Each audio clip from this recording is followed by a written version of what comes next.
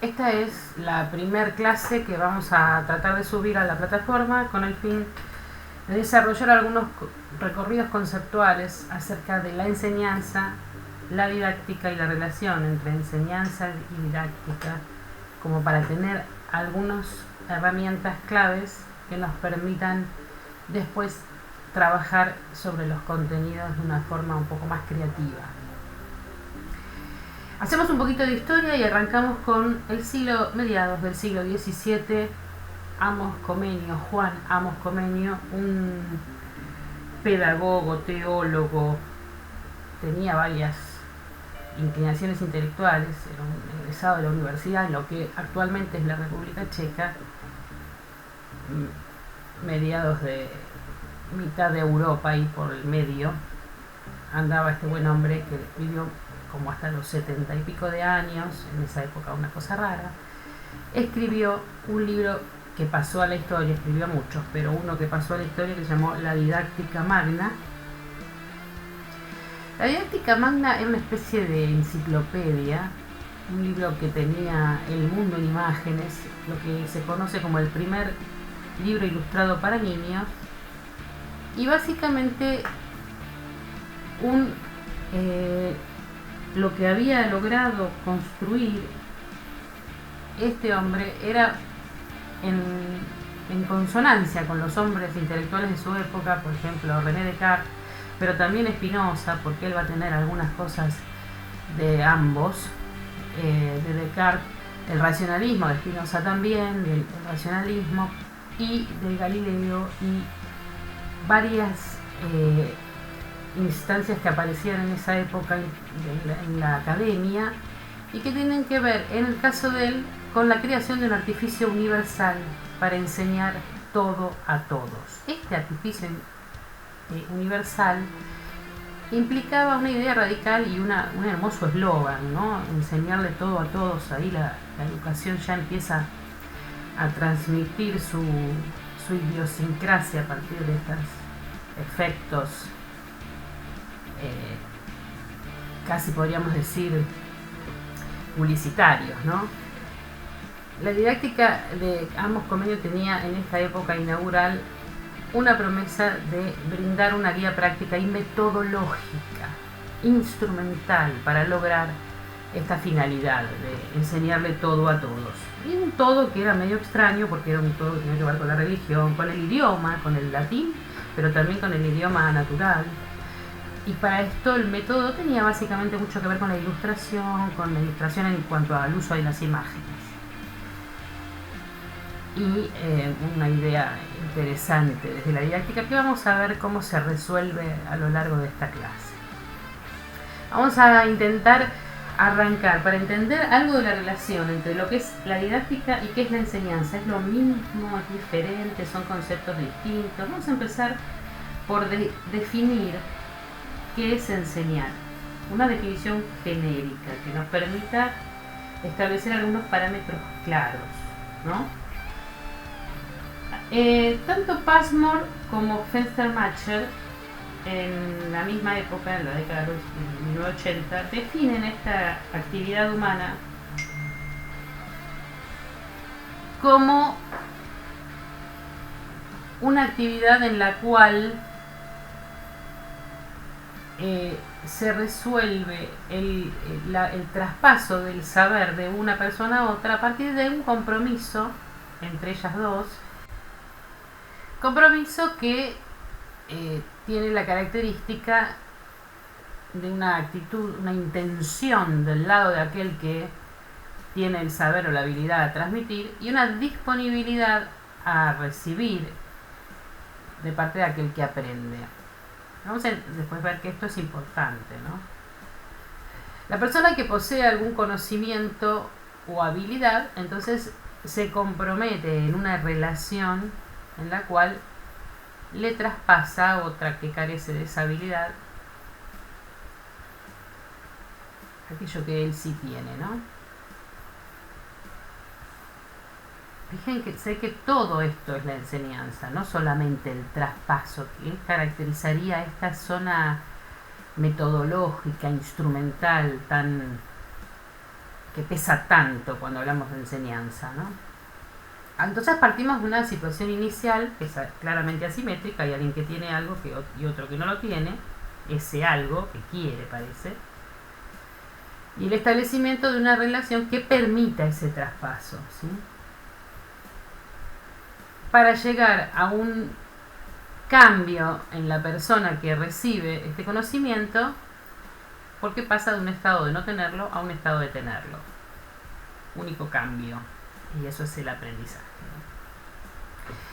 Entonces, hasta aquí tenemos una definición de qué es genéricamente enseñanza que nos permite definir el campo disciplinar de la didáctica, porque cada uno de los elementos que constituyen esta definición tiene una enorme cantidad de disciplinas que se dedican a desarrollar teorías para comprender cada uno de estos elementos y la forma en que pueden llegar a comportarse en unas situaciones o en otras, y básicamente la forma en que estas situaciones definen buenas formas de enseñar. Porque lo que vamos a ver a partir de ahora es cómo cada una de las perspectivas, enfoques, filosofías describen formas, en qué modos se resuelven esta actividad humana. En uno de los capítulos de Gripsi Palamidesi, que acabo de darme cuenta que no lo puse en la bibliografía del final, acuérdense que este también está, Gripsi Palamidesi, analizan dos perspectivas filosóficas de la enseñanza. Estas dos perspectivas que analizan tienen que ver con la enseñanza entendida como una ciencia aplicada, una actividad técnica centrada en los cuerpos de saberes científicos.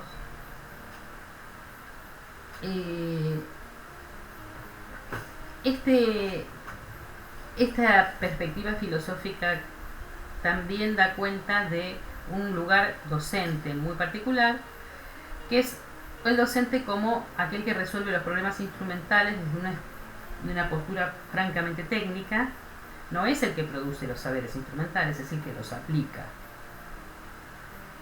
Y esto se pone de un lado claramente al docente.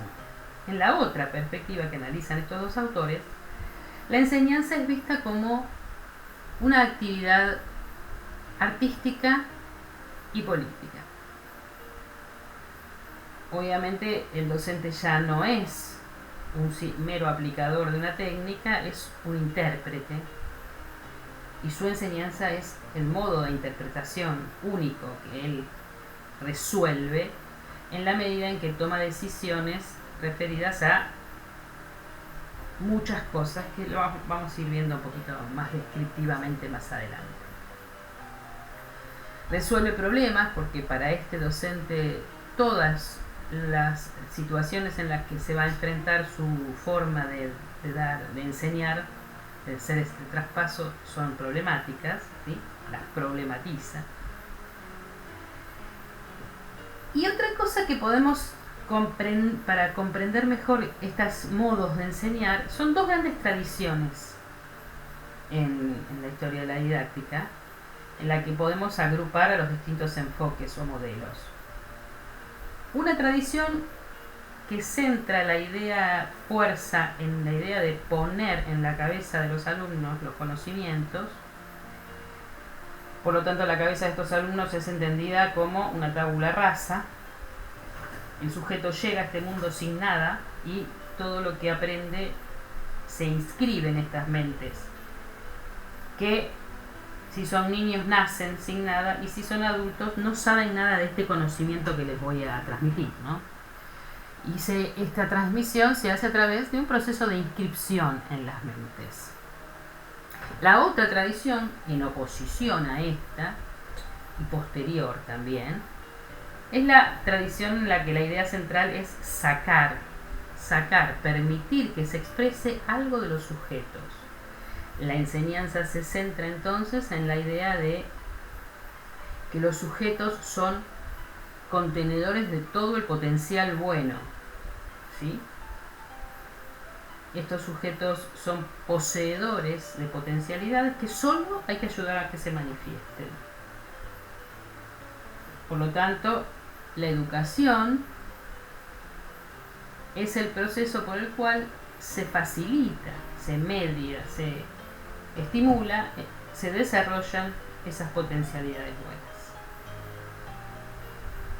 Obviamente estas dos tradiciones las podemos ver claramente en lo que es la educación tradicional, en su poner, en el proceso de inscripción, de llenado, y en el caso de sacar en la escuela nueva, ¿no?, que aparece con esta revolución pedagógica y copernicana del paidocentrismo y la idea de que el niño ya es el centro de toda la actividad de enseñanza, en un movimiento claramente de adentro hacia afuera.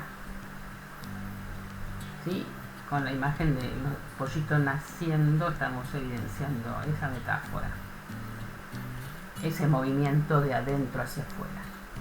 En la tradición del proceso de inscripción, de poner en la cabeza de los chicos el conocimiento, la metáfora que se usa es la de llenar, y el movimiento es al revés, de afuera hacia adentro, y ahí es como se resuelve el aprendizaje, ¿no?, de afuera hacia adentro. Entonces, teniendo más o menos en claro que hay dos grandes grupos de formas de enseñar totalmente diferentes en estas tradiciones y en las filosofías de la enseñanza también, que describen cosas distintas, lo que vamos a tratar de ver ahora es cuál es la discusión actual en el campo de la didáctica y cuál es la discusión actual específicamente en términos de la enseñanza. Lo que hoy la teoría de la enseñanza intenta describir es qué es una buena enseñanza. Y una buena enseñanza solo es posible de definir a partir del grado de adecuación que tiene esa enseñanza con los valores educativos que tenemos aquellos que enseñamos. Y también esos modelos de enseñanza van a definir distintas formaciones de profesorados, ¿no?, de recursos humanos para la enseñanza. Para analizar los modelos vamos a tomar 5 rasgos posibles de mirar en función de entender si es una buena enseñanza para nosotros o no determinado modelo que tomemos como ejemplo o que configuremos en función de varios ejemplos, que también podría ser. O tomar varios modelos e integrarlos en uno nuevo, que también podría ser, pero igual definiríamos los mismos rasgos para analizar en qué medida son buenos para nosotros esos modelos. El primero que vamos a tomar es cómo se aprende mejor. ¿Qué dice este modelo acerca de cuál es la forma de aprender mejor y por lo tanto cuáles son las vías de entrada del aprendizaje, ¿no? Las principales formas de enseñanza que tienen que podemos encontrar cuando analizamos cómo se aprende mejor para cada modelo es la instrucción didáctica. Para la instrucción didáctica, ninguna de estas es buena en sí misma o mala en sí misma, porque hay modelos de enseñanza que están dentro de lo que es una instrucción didáctica, que supone que se aprende por recepción, que alguien explica bien y con eso es suficiente. Hay teorizaciones muy profundas y muy interesantes. Una de ellas es David Ausubel, que claramente es una instrucción didáctica y su modelo se podría contener en esa categoría, y sin embargo es una muy buena descripción de cómo hacer una buena enseñanza, ¿no? Otra forma es el entrenamiento o aprendizaje por imitación, o sea, entraríamos en el aprendizaje a partir de que el que aprende imita el modelo que se le ofrece y se aprende un saber cómo. Y el otro es el descubrimiento, ¿sí? Aprender por descubrimiento. Otro rasgo importante para mirar un modelo de aprendizaje y entender si es un buen modelo para nosotros es cómo se posiciona el que aprende frente a la enseñanza, ¿no? O sea, cuál es la mirada del que aprende frente a la propuesta que uno le hace en la enseñanza. Y acá también podemos encontrarnos con 3 actitudes totalmente diferentes. Una es superficial. El que aprende lo único que intenta es agradar al que enseña y hacer más o menos lo que el docente quiere para dejarlo contento. Posiblemente el aprendizaje sea superficial a partir de esto, ¿no? La segunda forma que puede adquirir este posicionamiento del que aprende es una posición estratégica, que implica que se intentan lograr los objetivos que se le proponen de la manera más simple, más fácil, más rápida. Eso sería estratégico, ¿no?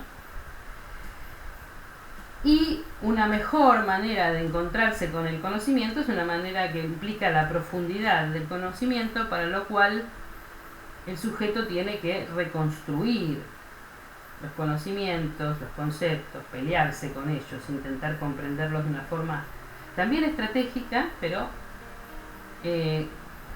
prioriza la comprensión, ¿sí?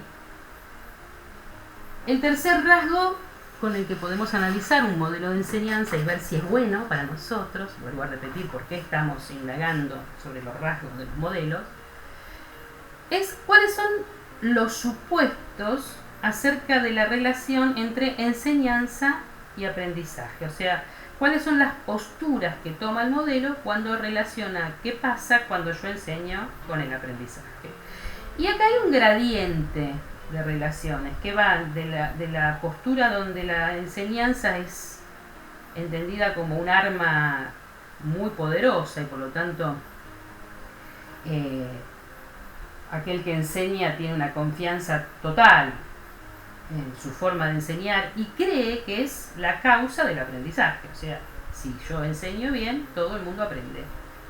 Por lo tanto, soy una responsable absoluta de lo que aprenden, porque si yo enseño mal, por eso no aprenden, ¿sí?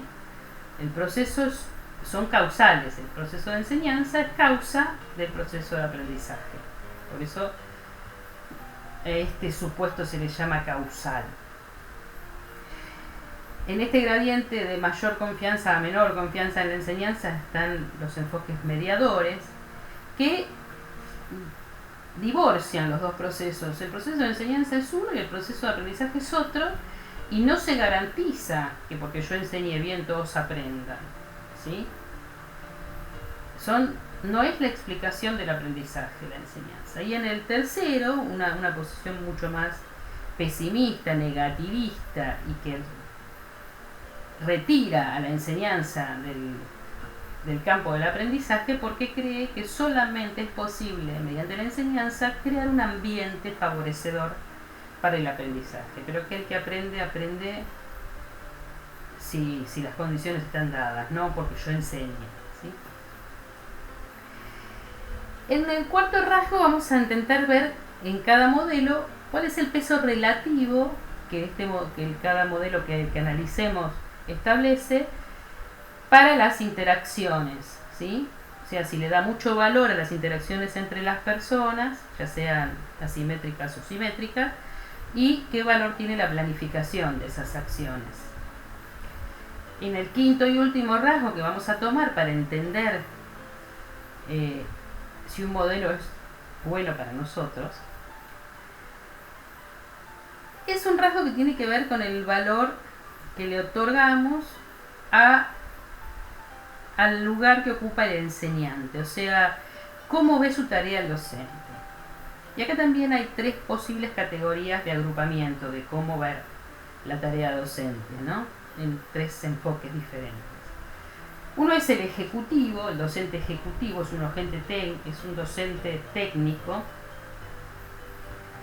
que tiene muy buenas habilidades para gestionar objetivos, contenidos, procedimientos, recursos. Y también esto puede ser un enfoque que tenga la formación del docente, ¿no? Crear docentes ejecutivos. Gestionar objetivos, finalidades, propósitos, no son tareas fáciles, ¿no? Son tareas técnicas y de mucha creación de habilidades técnicas en función de cada contexto y tiene que ver con las edades, con las poblaciones que vamos a asistir. Bueno, son habilidades técnicas que contienen muchos conocimientos. El segundo enfoque es el del terapeuta. El docente terapeuta es un docente no directivista que intenta desarrollar en sus alumnos las capacidades de autonomía, de toma de decisiones, resolver, ¿no?, problemas también. Y el tercero es el liberador, una especie de San Martín de los docentes, que lo único que importa es la libertad, de lo demás no importa nada, pero también la emancipación de las mentes, ¿no?, la apertura hacia la creación. El aprendiz es el que hace todo el esfuerzo para reconstruir el conocimiento, es el gran constructor, el gran poseedor, digamos, el que puede lograr aprender a partir de la construcción del conocimiento. El propósito es crear una personalidad racional, autónoma, cooperativa. Bueno, y como les había dicho antes, la bibliografía de esta clase está en, bueno, Camillioni en el saber didáctico, el capítulo 6, Camillioni en otro texto que es Civarolo, Camillioni en un texto de Davini y varios otros autores, Feldman, Daniel, Didáctica General, y no se olviden de Gritz y Palamidesi, que no aparecen acá pero que también están, y Feldman ayudará a enseñar. Todos estos no es todo bibliografía obligatoria, fíjense en el programa, hay alguna que es obligatoria y otra que es optativa, pero son los textos que usé para estos conceptos que ustedes van a encontrar desarrollados de mucha mejor manera a partir de la lectura que hagan.